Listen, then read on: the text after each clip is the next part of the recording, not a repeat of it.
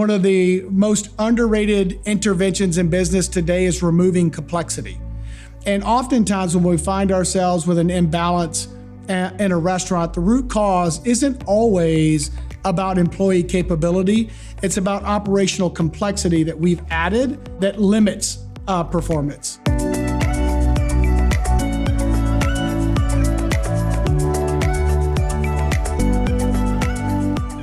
Ever wonder how a great team of people working on a great product can still underperform? Welcome to How Leaders Lead. I'm David Novak, and every week I have conversations with the very best leaders in the world to help you become the best leader that you can be. Today I'm sitting down with Scott Boatwright, the CEO of Chipotle. He joined the company back in 2017 as Chief Operating Officer. So believe me, this is a guy who knows everything about this business, right down to the recipe for their secret sauce. Now, I'm sure you know, Chipotle serves millions of customers a week. They have to move fast, scale big, and stay consistent, all while delivering on their main promise of quality. That's why Scott is all about operational excellence. As you'll see for yourself today, when something's off, he doesn't just come in and point fingers at people. He looks at the system behind it because he knows what all leaders know. When you remove complexity, you unlock performance. And this conversation is full of ideas to help you do that in whatever industry you're in. So here's my conversation with my good friend and soon to be yours, Scott Boatwright.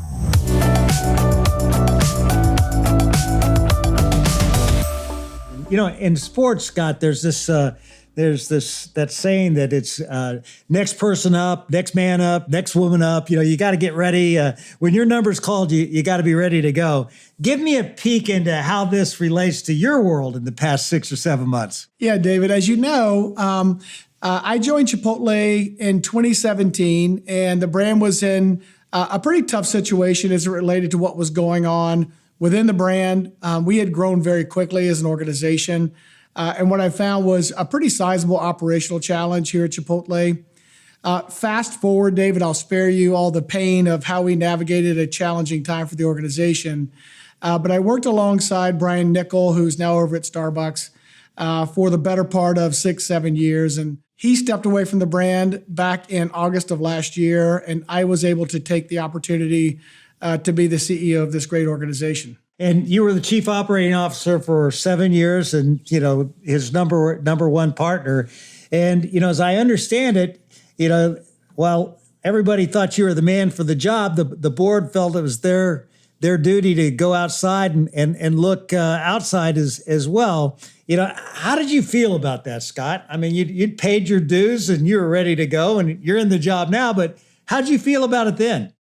Yeah, as you can imagine, David, I'd be kidding you or not being honest if I told you it didn't come with great trepidation, great anxiety, you know, trying to navigate, you know, would I ultimately win the opportunity to lead this great brand?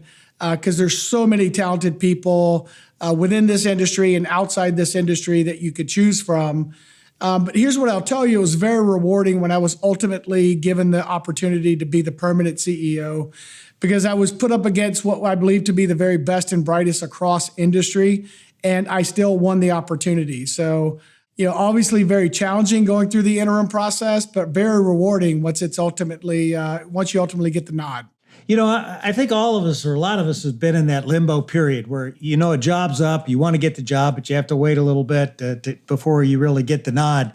What did you learn about the best way to handle that limbo period? You know, I talked to quite a few mentors that I've had for the last probably 30 years or so, David, on how do I not internalize the moment, make the most of the moment, and lean into the position as if I already held the position, David. And so, you know, I wasn't going to give the board an opportunity to go a different direction. I was going to give them much to think about for me to be in the permanent seat.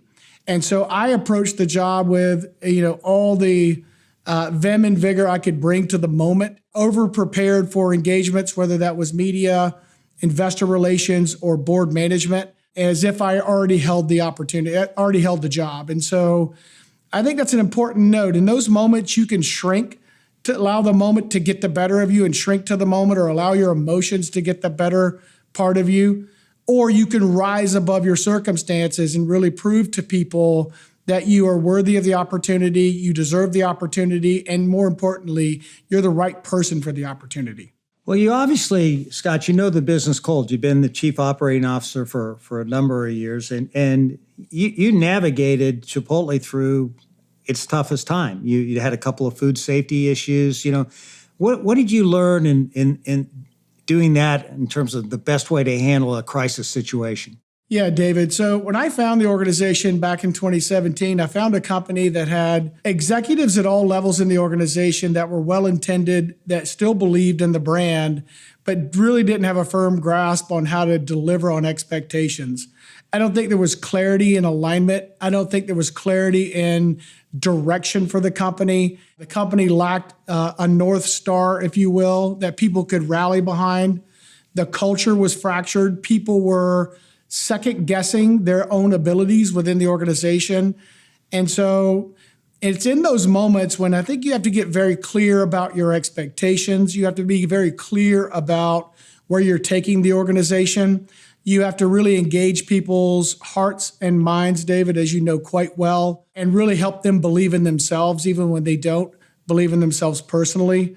Not easy, David. It's hard work. If it was easy, everyone could do it.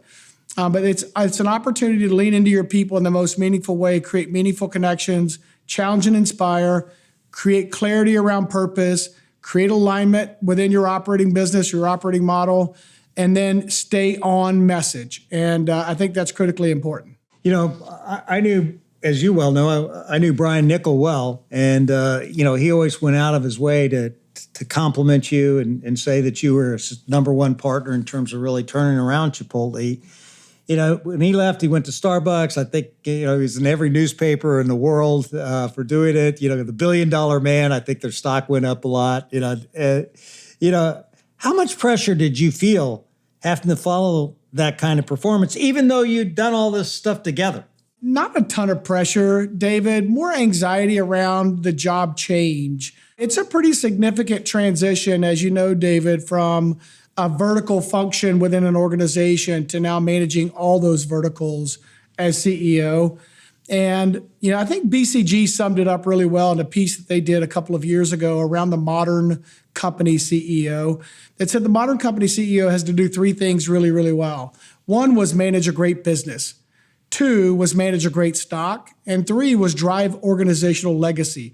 What is going to be your mark on the business, 10, 15 years from now when you've moved on to do other things? We'll put that one on the table on the side burner for a moment and talk about the first two because I think they're very important. The reason Brian and I were such a great tag team is I was able to run a great business. Brian managed a great stock. And so those are two very different job skills.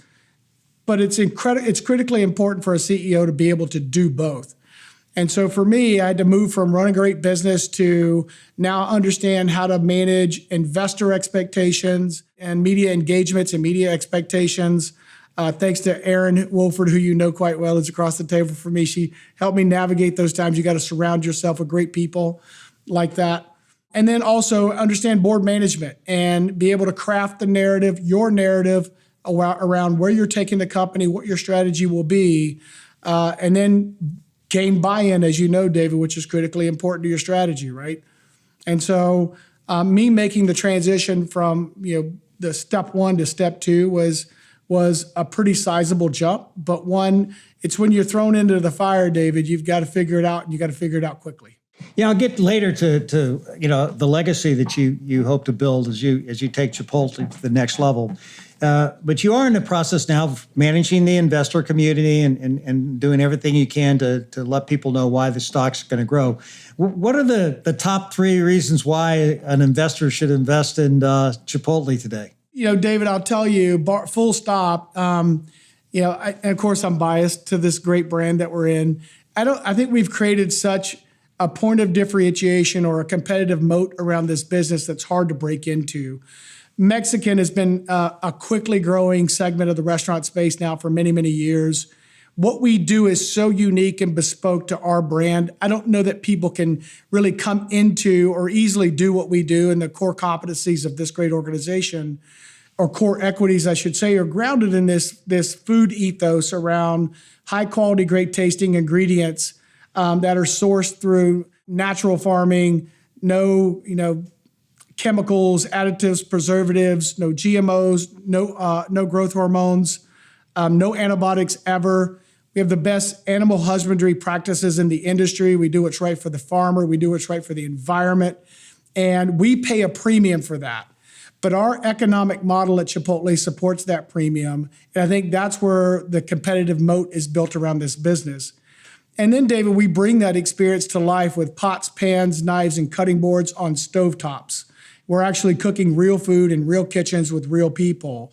We're able to do all I just said to you, David, and deliver that experience at a price point that I believe is still an extraordinary value in this industry.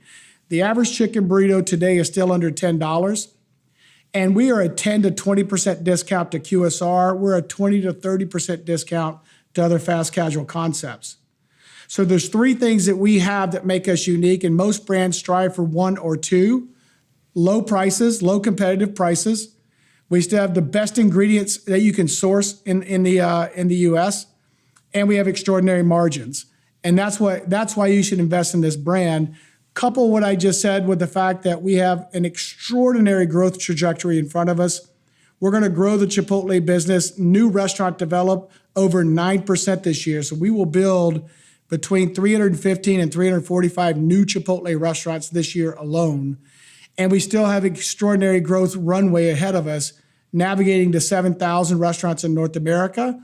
And then we can do sequentially more beyond our borders here over the next few years. And you have cash-on-cash returns, is like what we at Yum Brands used to have in China, but around 3 years, if I understand it, right? So we're generating right now a 60% return on investment for all new restaurants we build, David, in year 2. And so it's extraordinary. That's very impressive if anybody knows the restaurant business at all. So let's shift gears here for a second, Scott. And I want to take you back a little. What's a story from your childhood that shaped the kind of leader you are today? I'll tell you, I grew up, and most people know this about me, I grew up in humble beginnings to very hardworking parents that, we worked aggressively. My dad was a welder. My mother was a server in a local restaurant. My dad worked, 10-hour days, often 6-7 days a week. So if I just package that for you, it was strong family values, family commitment, incredible work ethic, and I think those are kind of the things that molded who I was as a young person, my brother and I. And then I fell into athletics, David. I got into baseball and football. I played football all the way through high school. I found such a sense of community within football and just organized athletics. But you asked for one story, and I'll tell you one that's important to me. I was in Little League football. I remember our first game. It was my first game on a field. And at the end of the game, the coach rallies offense and defense together and hands out 2 trophies, David. He handed out one for Offensive Player of the Game, and he held out one for Defensive Player of the Game. And I did not win. I was the center on the football team. I did not win that Offensive Player of the Game award. So when everything cleared out and everything was gone, I was helping the coach put all the practice equipment in a bag, and I tug on his shirt and I say, "Coach, I remember like it was yesterday. Why did I not win? Why did I not win that trophy today?" And he said, "Well, Joe showed up every day at practice. He gave me 100% every day he was at practice. He supported his teammates. And then during the game, he put in the extra effort. When everyone else was gassed, he put in the extra effort and stepped up. And it's because of him is why we won the game." That was a moment for me, David, where I understood how to win in athletics and how to win in life. Because I knew at that moment, as long as I put in the effort and I put in the time, I was committed to what we were doing, I'd win that trophy, and I would win it at every opportunity in life and every stage of life.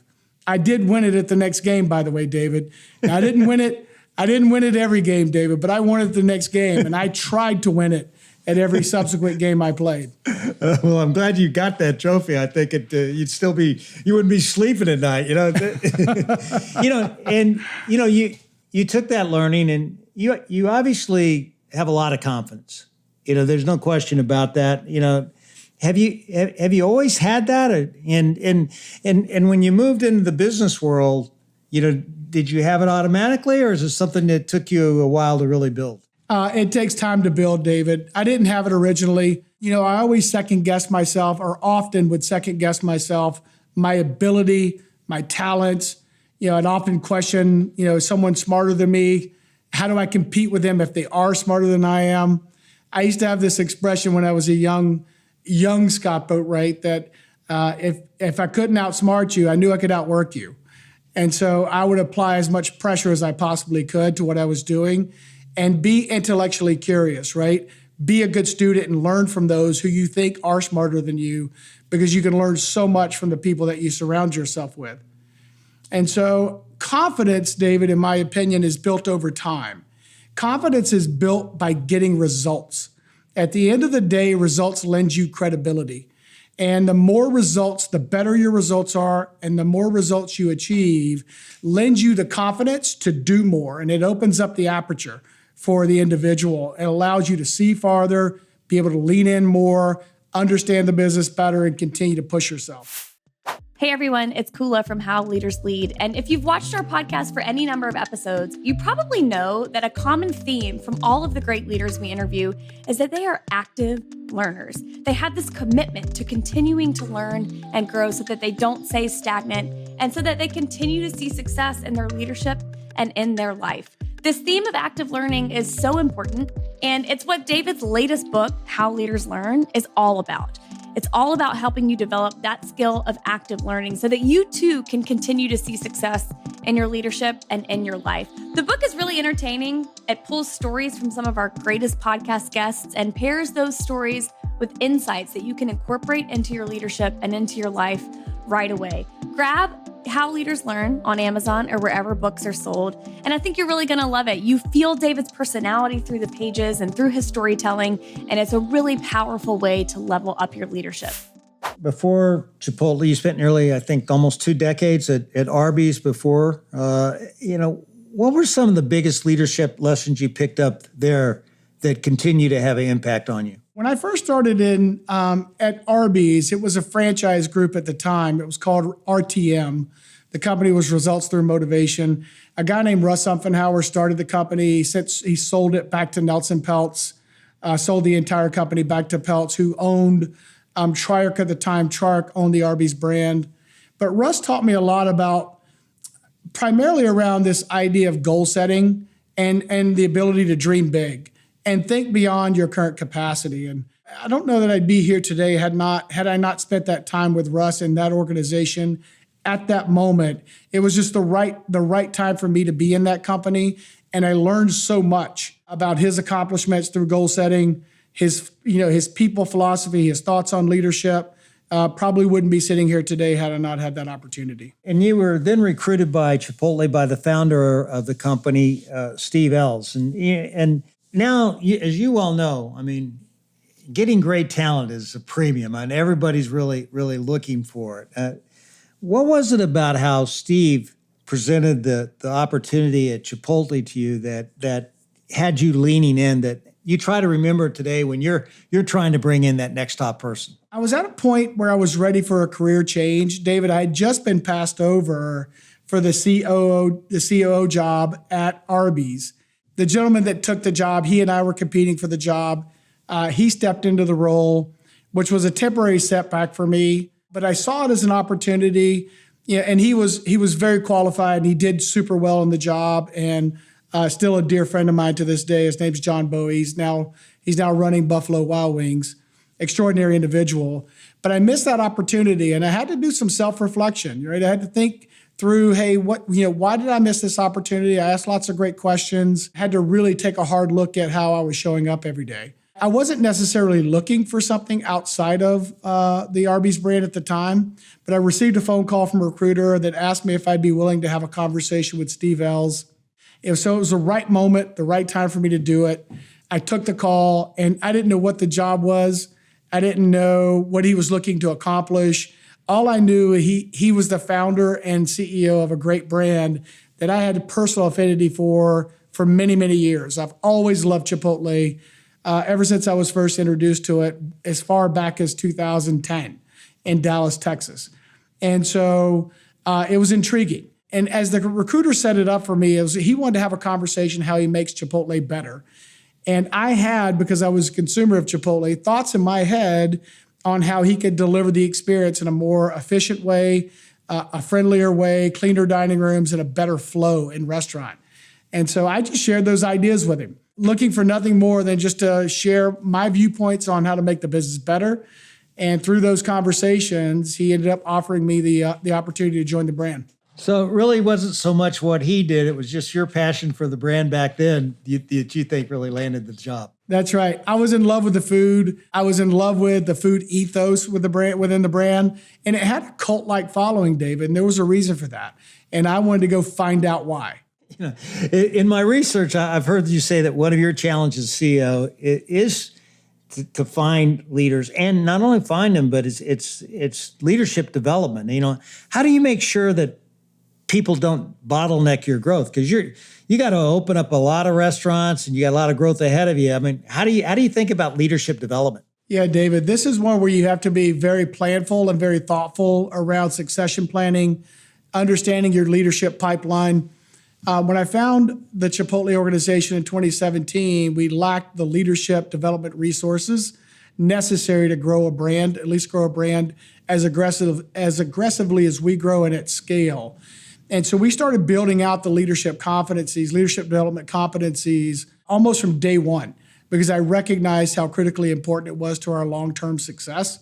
And we started building out programmatic development modules for all levels of leadership in the hierarchy, and started hosting classes, in-person classes at our support center to bring our above restaurant leaders to a centralized location, talk about, help them understand their unique personalities. We would do skills testing, we would do behavioral analysis, all in this service of giving them more information so they would know themselves better, where their learning gaps are, and how do we make them better and stronger as a leader, and then apply the right development programs to make them the leaders they are today. I'll tell you, David, that we had over 24,000 promotions in the brand last year, and almost 90% of those promotions were all internally developed. And so I'm really proud of the strength of this organization and what we're able to do as it relates to building the industry's next generation of leaders. You know, a struggle for many leaders is actually moving a transition from being a buddy to somebody to being a coach or a boss. You know, what kind of best practices can you share on how to really do that well? Because everybody wants to be liked. They do, David. So we built a program that we use for the above restaurant leader called Buddy to Boss. And the core principles in the book are really around how to separate yourself from your teammates and how to understand that you're now leading at a higher level, and you've got to be able to separate your personal relationship to be able to lead at a higher level and lead and challenge people or inspire people to do better or do better work. And so we go into great detail on the topic, but David, at its core is you don't break off the relationship because that would be detrimental, but you have to establish guidelines on how you'll operate going forward. And as long as there's an understanding between you and your former peers on how we'll do business and how we go forward together, I think is really the great foundation to start from. When you look at the organization today, you mentioned you have a strong culture already. As CEO, what do you hope to bring to Chipotle on the cultural front that doesn't exist quite the way how you'd like it to be today? I think I'd have to take you back just a step and tell you the culture we've built in the organization over the past 8 years is one I'm very, very proud of. And, I spent majority of my on-duty time as COO in restaurants, shoulder to shoulder, talking to people about the business, going through gap identification, where we can be better, how do we show up better for the consumer, but more importantly, helping people navigate their careers, whether that's, inspiring them to do more, step into larger roles, challenge them on goal setting, really creating the opportunity and the pathway for people to be successful. We created a career roadmap, which hangs in every restaurant. And we take people today from a $15 an hour starting position to making well over $100,000 annually in 3 years. And that's running one of our Chipotle restaurants. And we don't take that for granted. I've always said in this industry, we create opportunity for people who otherwise ordinarily wouldn't have opportunity. And what I mean by that, David, is you don't have to have an advanced degree to be successful in this business. You have to be purpose-driven, like-minded, values-based, and willing to put in the hard work, commitment, and this learning agility, this ability to be intellectually curious. And you can go as far as you want to go in this organization. 5 of our region vice presidents that are running well over 500 restaurants in a region today started as team members in this great organization. That's fantastic. I love that about the industry. It's many times it's maligned, minimum wage, et cetera, et cetera. But if you work hard and do well and get results, you can really flourish in this industry, no question about it. You have to assess the talent of Chipotle in your organization and look at the things you want to accomplish strategically. What skills do you think you need to bring to the organization that have got to be enhanced? David, I think we do a really nice job in most verticals in the organization. There's more top spin we can add to our marketing plans, how we think about the consumer, how we meet the consumer where they are, how do we create access for the consumer. I think one of the biggest pain points for a Chipotle customer over the past many years is there's not a Chipotle near me. So I got to continue to grow, develop, and expand. We got to continue to lean into this idea of high quality, great tasting culinary. So thinking about a very diverse, bespoke supply chain that we've built over 30 years to support 4,000 restaurants. What will that supply chain look like to support 7,000 restaurants in North America? How will we continue to partner with farmers that want to raise animals and grow food the way we think about raising animals and growing food? I think are big, formidable challenges that are squarely in front of us. When you have a coaching session, Scott, what's a one-on-one coaching session like with you? Well, it depends on what we're coaching on, David. So as you can imagine, I always keep it about the work and the performance and not the individual.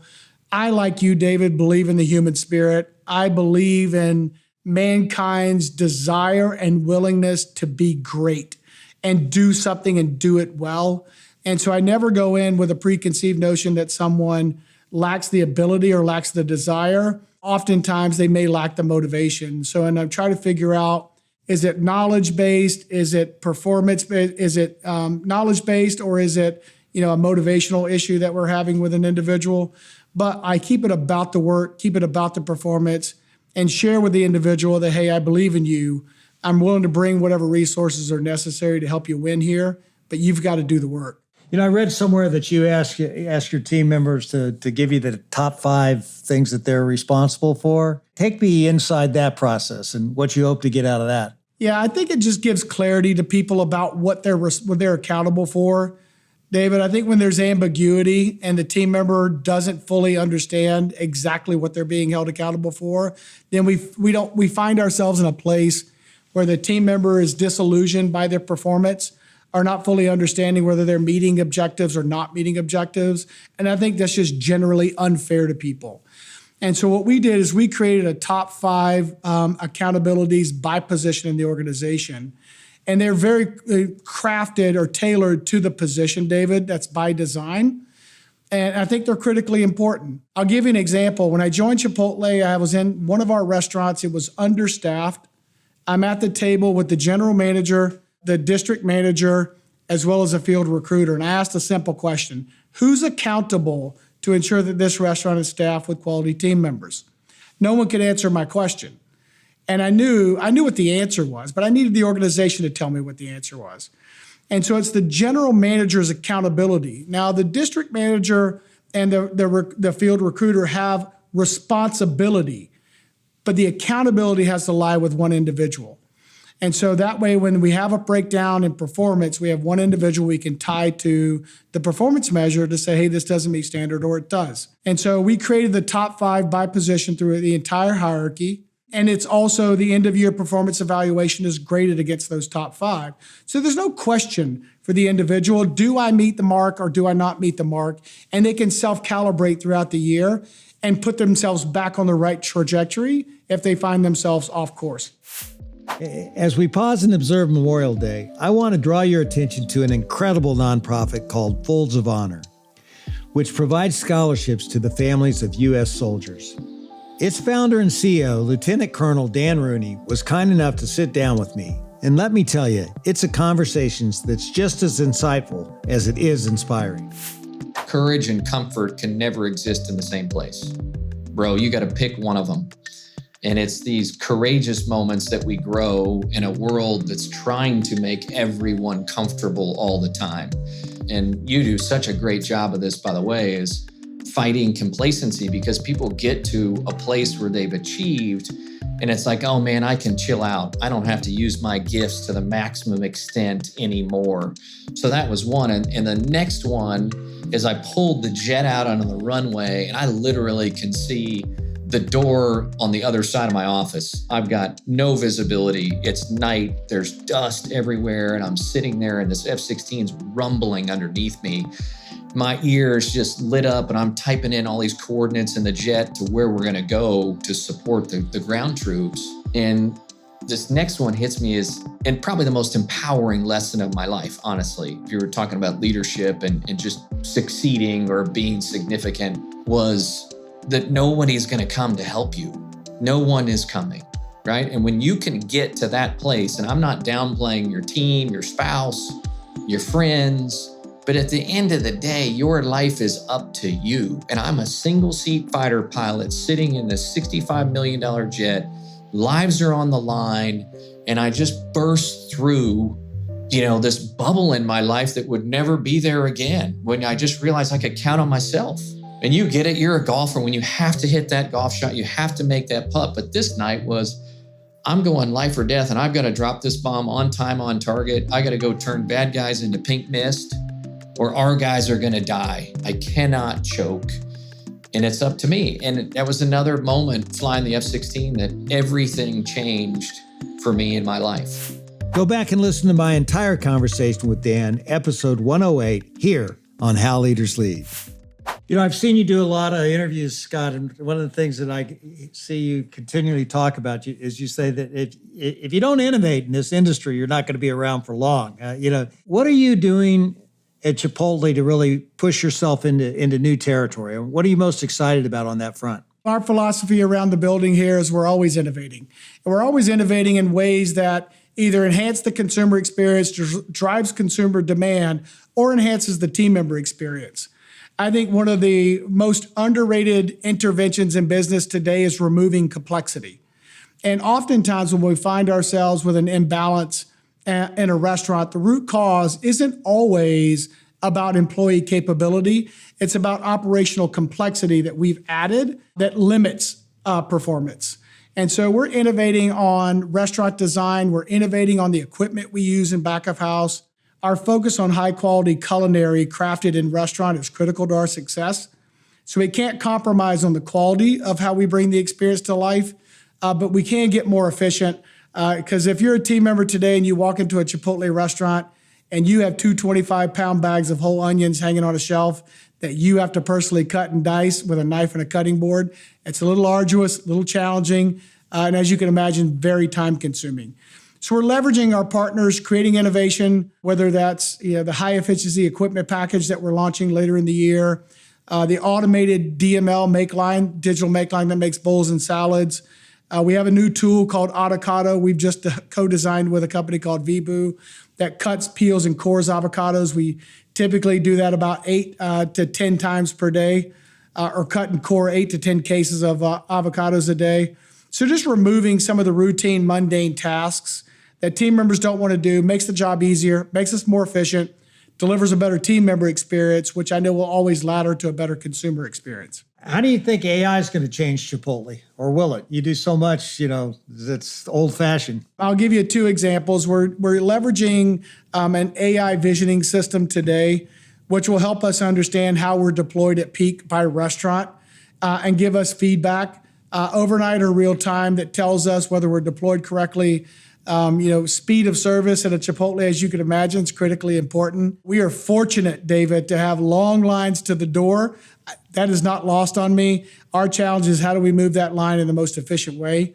So this AI visioning tool will help us with that, and it does all the decisioning on its own. We also are leveraging AI and AI assistant to help us onboard staff members through our our applicant tracking system in a much more efficient way, reducing the time it takes to onboard a new team member at Chipotle from 14 days to about 3 days. And so we're looking at other places where we can leverage AI to make us smarter at analytics. Of course, we're in the early stages of what that looks like for us. But everyone has these massive volumes of data points, and they really don't understand what to do with them all. And having something that helps you synthesize all that information and really strips out where the opportunities are in the most meaningful way, I think the person that figures it out first will have a competitive advantage.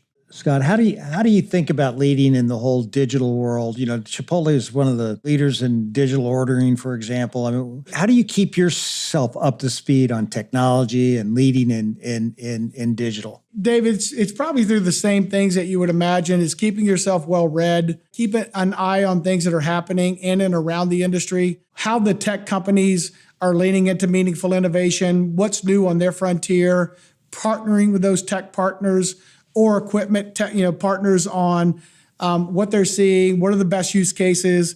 And then it doesn't always have to be an off-the-shelf solution. It could be something that you innovate internally or externally or through a partnership. I guess the point really is you've got to be innovating, you got to keep leaning in, or the competition will race you by. When you were chief operating officer, now you're the CEO, you got to really understand what's going on with the customer. You got to see the world the way it really is, not the way you want it to be necessarily. Have you ever gone undercover as a customer? How do you make sure you're getting the real skinny? Because when you walk into the store now, everybody knows who you are. Yeah, it's a challenge, David. I still go unannounced. I have a trip unannounced tomorrow. I'll get into restaurants, and I typically get to 2, maybe 3 before the grapevine is lit up and I'm in town and everyone starts to do something differently. What they should recognize or fully recognize is, David, that I've been in this industry for over 30 years in operations. I know when it's real, and I know when it's being faked, and so I can still strip out the opportunities and where we need effort, where we need work. What are your customers telling you right now that they tell you is the biggest problem with Chipotle, and how are you attacking that? Yeah, so I actually did a problem detection study most recently. I wanted to understand where are the friction points for the consumer, the Chipotle consumer. Right now, it's really around this idea of friendly service, clean dining rooms, clean drink stations, things where we have an opportunity. We are extraordinary in this great brand around great culinary, value and abundance, variety. Speed is always great at Chipotle. I don't know that we're always as friendly as we can be, David, and that's something we're going to work on this year. We've redrawn or redesigned our deployment methodology to solve for some of the dining room, drink station cleanliness issues. And then we're rethinking or reimagining guest recovery in restaurant versus pushing a consumer off to a 1-800 number or an agent. We need to solve these things in the moment, and those are things we're going to get better at. I know you believe that growth is just beginning at Chipotle. And, a lot of times when you're pushing for growth, you got to do things that, haven't been done before, obviously, and there's always obstacles. What's the toughest thing you're working on right now that you've got to take people with you? What's that big thing you got to do? But right now, people are maybe wondering, man, I'm not sure we can do it. Or should we do it? Or is there anything like that? And how do you overcome those obstacles? As I think about this business, I talk about the consumer flywheel, and I talk about operations, marketing, and digital. And those 3 things have to be working in harmony and in concert for us to deliver the most meaningful performance for the organization. And sometimes we get out of balance. Whether it's operational challenges I just talked about, whether it's digital, trying to meet the consumer where they are. Right now, the consumer's under a lot of pressure, as you know. They're on the sideline, they're not spending, consumer confidence is down. And how do we create meaningful experiences, whether in our own digital properties or on our third-party platforms, that, give the consumer value in the way we do value at Chipotle, or thinking more creatively around product innovation for the brand. Are we meeting the need of our consumer today? How do we think differently about the marketing calendar and the ad spend? Are we showing up in the right programs? Are we meeting our core consumer at the right reach and frequency targets? And so we're challenging everything every day, David. And I think it's easy for an organization our size that has had the success we have had over the last many years to get complacent and think we just keep doing what we do and great things will happen. You know as well as I do, that is not always the case, and we've got to be smarter. Scott, this has been so much fun, and I want to have a little bit more with my lightning round of questions. Are you ready for this? Let's do it. The 3 words that best describe you. Passionate, purpose-driven, people-oriented. If you could be one person for a day beside yourself, who would it be? I think it would be interesting to be in the shoes of the President of the United States for one day. We're always overly critical for the individual that sits in that chair, and I know there's an enormous amount of pressure on whoever is in that chair, regardless of what party you sit in. I wonder what it's like. What's your biggest pet peeve? Not showing up. Who would play you in a movie? Tom Hanks. What's your go-to Chipotle order? Brown rice, black beans, chicken, tomato salsa, hot salsa, and cheese. What's something that only the CEO knows about Chipotle? Our secret sauce. What's one thing in your office or on your desk that tells a story about you? I have a fragment from a meteorite that's on my shelf behind me that was given to me by a vice president named Michael Lippert many, many years ago when we beat the performance record for the entire company. And it says under the bottom, we reached for the stars and we grabbed one. Do you have any nicknames? Bodie. That's probably it. Most people call me either Boat or Bodie. What's the one thing, Scott, that you do just for you? I take the first hour of my day and I get up at 5 every morning and I'm either in the gym or I'm working on me personally. That is my time. My 4-year-old gets up at 7 a.m. and I am committed to spending the first hour of his day with him. But that time between 5 and 7 is my time. Besides your family, what's your most prized possession? Besides my family, probably my putter. Some days, probably. I turned on the radio in your car. If I turned on the radio in your car, what would I hear? Probably some country music. What's one of your daily rituals, something that you never miss? I don't miss that first hour with my son every morning when I'm not traveling. It's a critical time for me. It's something I'm committed to. That's a good job on the lightning round. We're going to move on. A few more questions. I'll let you get back to work. Maybe you can go eat some more of that Chipotle that you love so much. You talked about that hour you spend with your son. How long you've been married and how have you made that partnership work through the leadership that you obviously bring to Chipotle?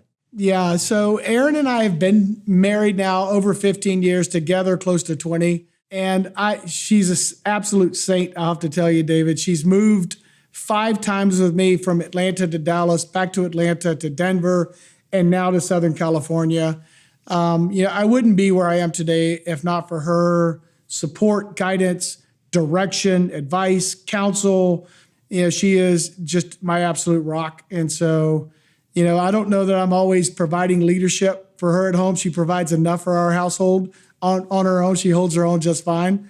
And we make a great partnership. But navigating parenthood has been an absolute joy, but it comes with challenge, as you well know, David. Where do you go, Scott, to get your own learning and inspiration? I mean, what do you do? I get the journal every morning. I try to briefly read through the journal in the mornings.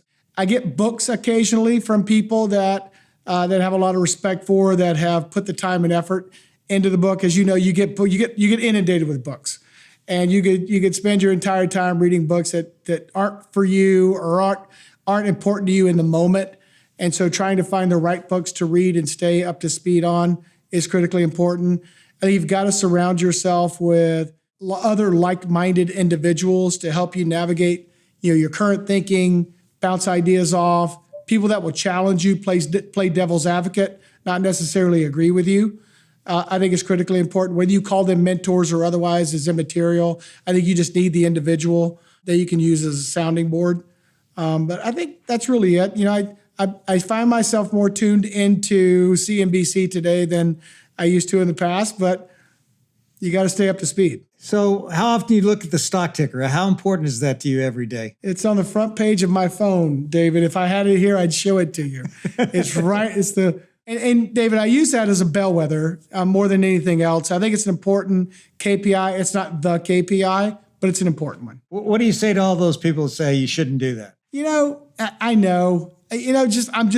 It's in my DNA, David. I described to you the football analogy earlier today. I want to know, are we winning or not in the marketplace? And I can see that through sales and profit performance. But gosh, you hope that translates into total shareholder return. There are a lot of people in this world, whether you're an investor in our great brand or you work within our great brand, that are counting and relying on me and my management team to make the right decisions. I have to admit, I looked at that stock price every day myself. So you mentioned earlier, the CEO's role. You basically run the railroad. You got to make sure the stock's growing. And then you said you really have to leave a mark. Leave a legacy. When you look at Chipotle, and I know you've only been in the job 6-7 months, do you already know what your mark is that you want to leave, or is that something that you're contemplating? I do, David. I've given it a lot of thought, and I want to continue to push into this idea, changing the way Americans think and eat fast food. I want to continue to push our agenda. Giving people access to wholesome, nutritious food that's prepared like a chef-driven restaurant that you would attend on a Friday night with a friend for hundreds of dollars, and give them that opportunity at a $9, $10 price point. I think we're making a difference through that. I want to continue to grow the next generation of leaders for not only the Chipotle brand, for this industry, people that will take on larger roles. And if they move on to other companies, I will support them. I will promote them, and I will push them as hard as I would as if they were internally. And then lastly is this idea of taking Chipotle to other countries and giving people access to the beauty that is Chipotle. So this idea around making Chipotle a global iconic brand. The whole Mexican food category internationally is tough because you not only have to build awareness of Chipotle, you got to build awareness of the category. How do you see going about that? Yeah, at its core, though, David, rice, beans, and chicken really works around the globe. And so we have a partnership today with Al Shaya in the Middle East, and we're already in Kuwait and Dubai. We are very proud of the relationship. Mohammed Al Shaya is very proud of the performance of our business units there. We'll continue to grow our footprint in the Middle East. We're already talking to key partners in other parts of the world, whether that's Latin America or Southeast Asia, et cetera. We feel like, and we're in Western Europe today, easier market I get than other parts of the world. But I think this brand will resonate no matter what geography we land in. What's one piece of advice you'd give to anyone who wants to be a better leader? Focus on your people. I've always said, care more about what your people think of you than what your boss thinks of you. And I always had this old adage, and from Zig Ziglar. Do you remember Zig Ziglar? Oh yeah, absolutely, yeah. Old school motivational guy. But Zig said you can have everything you want out of life if you're just willing to help enough other people get what they want. And that's what I'd tell you to focus your efforts. Continue to grow and mature as an individual, continue to learn, be intellectually curious. But at the end of the day, it's really about supporting your people in the most meaningful way. And when you help them hit their goals, it only paves a better path for you long term. Well, Scott, I couldn't agree more with that philosophy, and I can't tell you how happy I am to see you in the job and watch the job that you're doing. Good luck at Chipotle, and I hope you sell a lot of great tasting food. Maybe not a whole lot more than Taco Bell, but, I'm rooting for you. Thank you so much, David, and really appreciate this opportunity.